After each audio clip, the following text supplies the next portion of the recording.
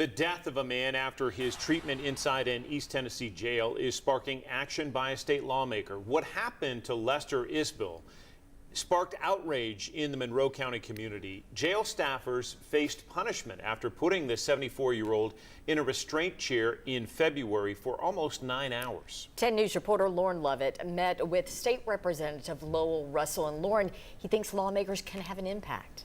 John Robin, Representative Russell says the system failed Isbell. That's why he says it's up to the community to come together and draft a bill in his memory, honoring the retired preacher's life and saving others from the same fate.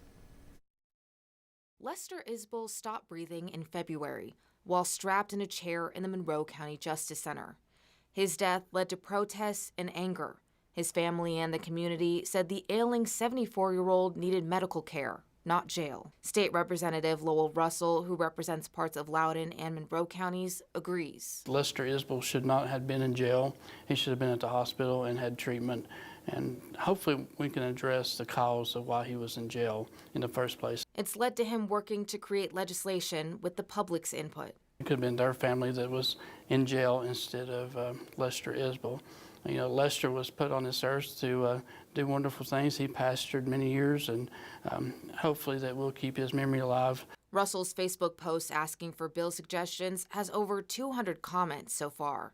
The lawmaker says he's also gotten calls, emails, and texts. We didn't want this to ever happen to anybody else, and right now we're taking ideas and sort of putting drafts together to see what we think we'll be able to pass next year. He says he doesn't know what that legislation will look like or what exactly it'll address. The legislature meets formally again in January. Russell is working closely with the Isbell family and says ultimately the next steps will be up to them. He says the goal of his bill would be to ensure no one else goes through what Isbell did. We often ask ourselves, what's the meaning of life? And who knows if this wasn't part of Lester's purpose is to make sure he's not only preaching the Word of God, but he's also going to live a life where he's going to save lives in the future.